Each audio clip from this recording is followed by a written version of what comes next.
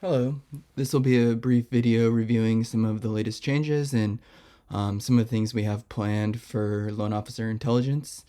If we see our property intelligence search here and search an address, we see that it is searched when you select from the autocomplete, kind of a modern experience, and we see the property here. And so once we confirm, we're able to open it. So looking ahead into the future, the first thing that we're kind of really keeping a close eye on is the quality of our AVM estimates.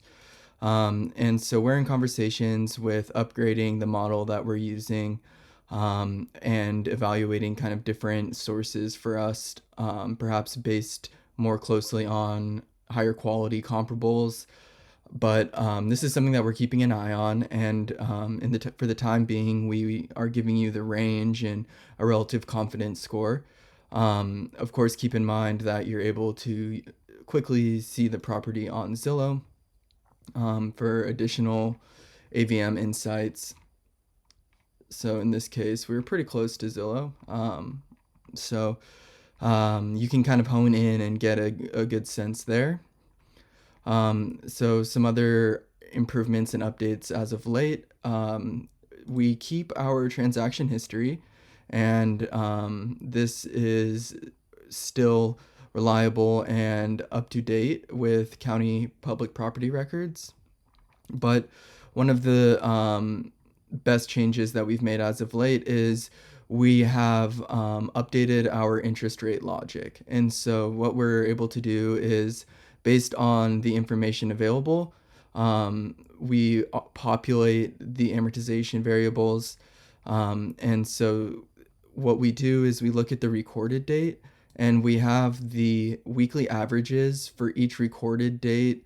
So based on 915, we have the weekly average for every loan type, with a focus on FHA and VA loans.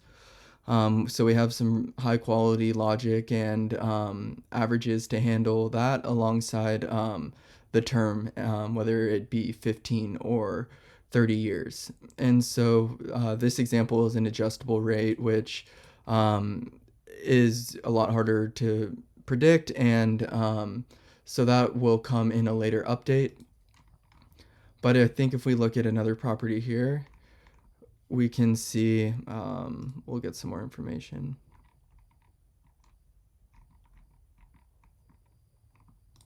So as we come down to the mortgage calculations, we see here it's a conventional 30-year from February 14th, 2020. So what we're able to do is we look at the average interest rate for conventional 30 years. We have our data made available by Freddie Mac, and we then populate and start with the interest rate. And of course, if you uncover maybe this was bought down, or some other bit of information is uncovered through your conversation with the lead, any of these can be adjusted. But so if we then go ahead and calculate, you'll see that we're able to quickly estimate their monthly payment, and a high overview of their remaining balance. So with the remaining balance and the AVM, you have a pretty good idea of what you're working with. One of the other updates that was made was that we've introduced this people search. So this is yet another resource where you're on the phone, and maybe less specific to the property, you want to understand if there's any red flags or information about the borrower or the lead specifically. We've included a link to kind of really help round out this resource hub. Finally, looking ahead, we are interested in developing the My Pipeline.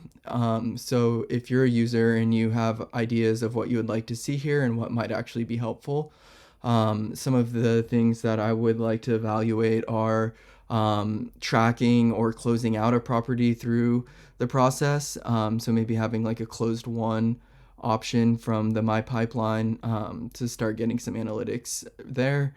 Other ways might be additional calculators that are accessible through the pipeline, and when you return with some additional information, maybe a calculator from this view would be really helpful.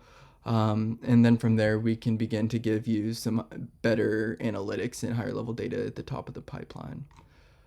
So that's a look ahead, and we are continuing to run our promotion for the early adopters, where if you select the $59 a month option, you will receive 100 property searches. So yeah, that's kind of the latest, and make sure to check out our industry articles and some of the great information made available there. I can show that quickly.